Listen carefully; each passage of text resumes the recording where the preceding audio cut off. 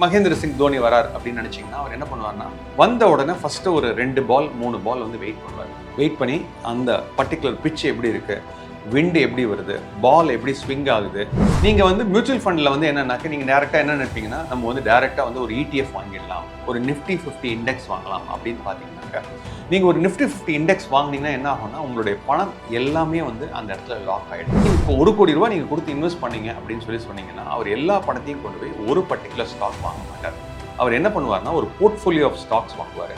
அந்த portfolio of stocks வாங்கும் போது என்ன பண்ணுவாங்கன்னாக்க ஒரு சமயம் மார்க்கெட் வந்து எக்ஸ்பென்சிவ் ஜோன்ல இருக்கு அப்படின்னு சொல்லி பார்த்தீங்கன்னாக்க அந்த எக்ஸ்பென்சிவ் ஜோன்ல இருக்கும்போது அவர் கேஷ் எடுத்து வச்சுக்குவார்.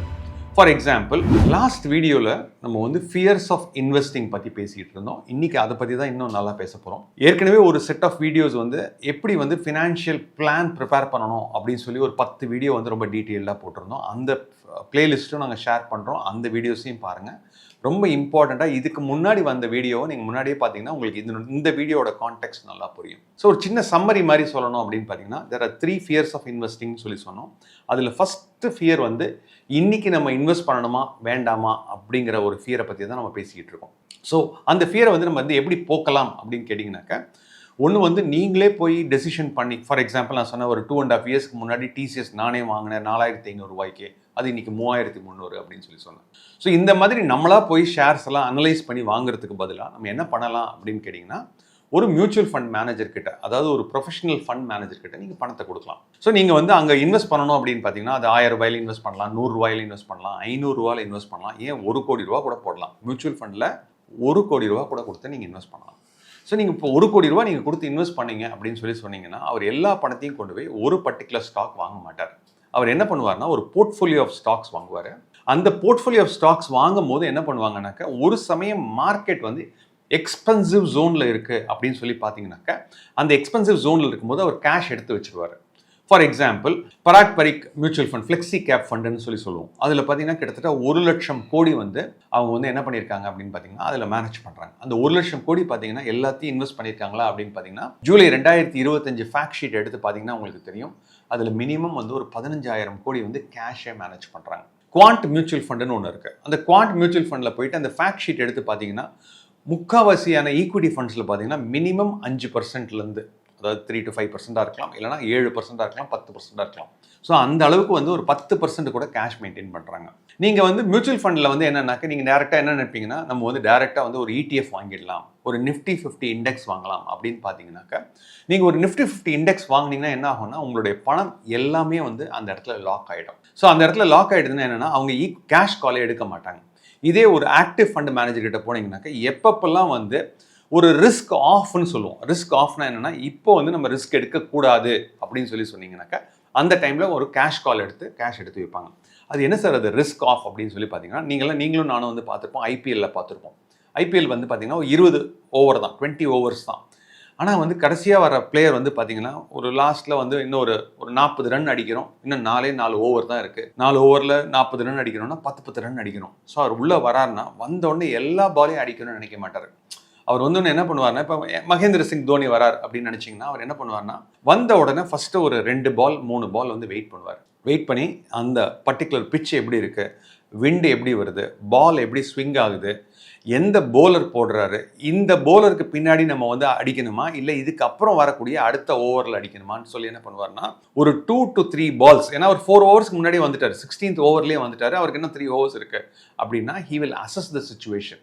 இது வந்து ரிஸ்க் ஆஃப்னு சொல்லுவோம். இந்த ரிஸ்க் ஆஃப் வந்து நீங்கள் இண்டெக்ஸ் இன்வெஸ்ட்டில் பண்ணிங்கன்னா உங்களுக்கு கிடைக்கவே கிடைக்காது. ஏன்னா ஃபண்ட் மேனேஜர் வந்து உங்களுக்கு அதுக்காக மேனேஜ் பண்ணி அந்த ஒரு 2-3 பால்ஸை வெயிட் பண்ணிவிட்டு அதுக்கப்புறம் அடுத்த ஓவரில் வந்து ஒரு கரெக்டான ஒரு ஓவராக இருக்குது, லைக் இன்னும் பால் கரெக்டாக வருது, இவருக்கு வந்து அந்த ஒரு பிச்சு கரெக்டாக வருது, அந்த டைமில் வந்து ஹெலிகாப்டர் ஷாட்னு சொல்லுவாங்க. அந்த மாதிரி ஹெலிகாப்டர் ஷாட்லாம் போட்டு 6ம் போகும் 4ம் போகும். அண்ட் ஒரே ஓவரில் பார்த்தீங்கன்னா முதல் ஓவரில் விட்டதை 2வது ஓவரில் பிடிச்சிருவார். இந்த மாதிரிலாம் மியூச்சுவல் ஃபண்டில் நடந்திருக்கா அப்படின்னு கேட்டிங்கனாக்கா நான் குவாண்ட் மியூச்சுவல் ஃபண்டில் நிறைய இன்வெஸ்ட் பண்ணியிருக்கேன்.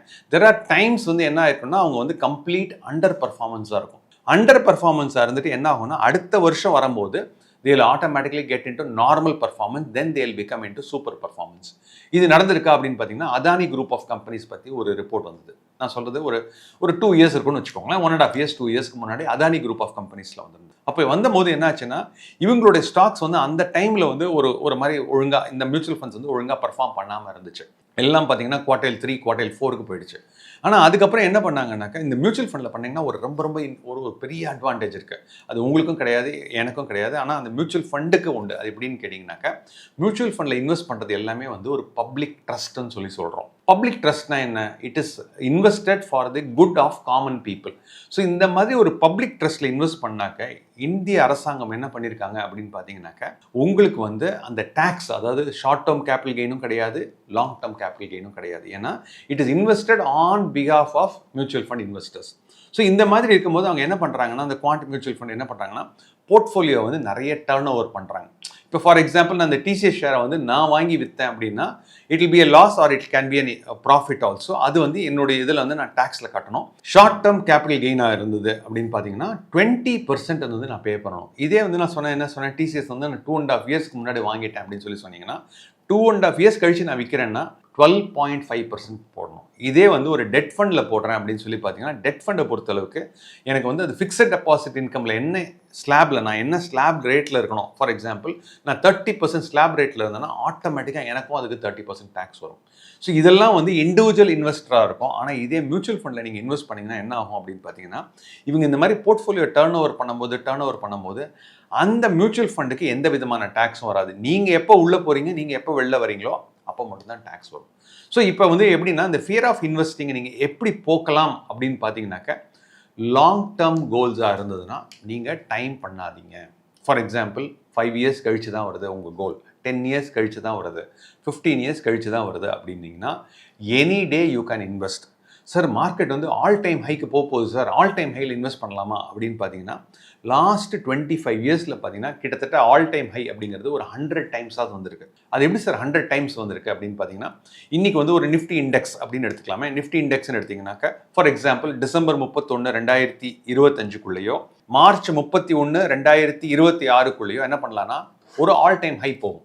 இப்போ ஆல் டைம் ஹைனா என்ன, ஒரு 25,500 25,600 போயிடுச்சு. இல்லை அதுக்கப்புறம் 26,300 போயிடுச்சு அப்படின்னா 26,300 வரும்போது ஆல் டைம் ஹைன்னு நம்ம சொல்கிறோம். இப்போ இது ஆல் டைம் ஹை போனோன்னா அது அப்படியே கீழே போகுமா அப்படின்னா கண்டிப்பாக கொஞ்சம் கீழே போயிட்டு ஒரு 3 மாதத்தில் திருப்பி பார்த்தீங்கன்னா ஒரு 27,000 டச் பண்ணும். அதுக்கப்புறம் கீழே போயிட்டு ஒரு 6 மந்த்ஸோ ஒரு 1 இயரோ கழிச்சு திடீர்னு பார்த்தா 28,000 போகும்.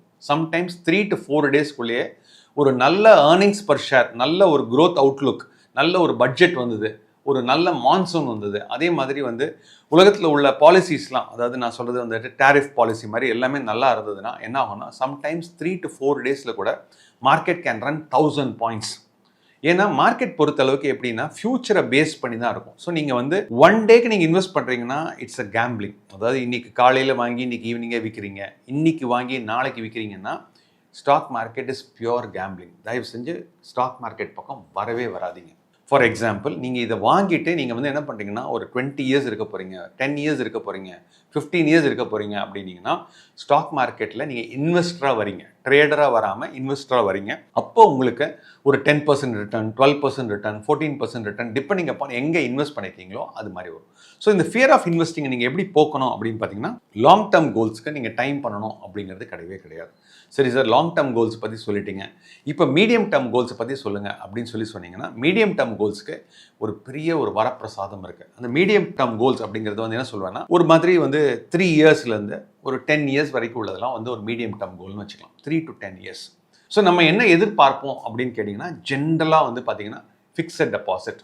இப்போ நீங்கள் ஒரு ஃபிக்ஸட் டெபாசிட்டில் பணத்தை போடுறீங்க, பேங்க்கில் போய் ஃபிக்ஸட் டெபாசிட் போட்டிங்கன்னா, இன்றைக்கி நான் சொல்கிறது வந்து ஜூலை 2025 பார்த்தீங்கன்னா அதனுடைய ரேட் ஆஃப் இன்ட்ரெஸ்ட்லாம் வந்து குறைச்சிக்கிட்டே வராங்க. ஸ்டேட் பேங்க் ஆஃப் இந்தியாவில் குறைச்சிக்கிட்டே வராங்க. ஸோ இந்த மாதிரி ரேட் ஆஃப் இன்ட்ரெஸ்ட்லாம் குறைஞ்சிக்கிட்டே வரும்போது நீங்கள் எங்கே இன்வெஸ்ட் பண்ணணும் அப்படின்னு பார்த்தீங்கன்னாக்கா, வேறு எங்கேயாவது இன்வெஸ்ட் பண்ணலாமா அப்படின்னு பார்த்தீங்கன்னாக்கா, உங்களுக்கு வந்து பேலன்ஸ்ட் அட்வான்டேஜ் ஃபண்ட் இல்லைனா மல்டி அசெட் ஃபண்ட் அப்படின்னு ஒரு 2 விதமான ஃபண்ட் இருக்குது. ஸோ இப்போ balanced advantage fund and multi asset ஃபண்டில் இன்வெஸ்ட் பண்ணலாம். என்னென்னலாம் அட்வான்டேஜஸ், என்னென்னலாம் டிஸ்அட்வான்டேஜஸ், அதுக்கு எப்படி சூஸ் பண்ணணும் அப்படிங்கிறதெல்லாம் பற்றி பார்க்கலாம்.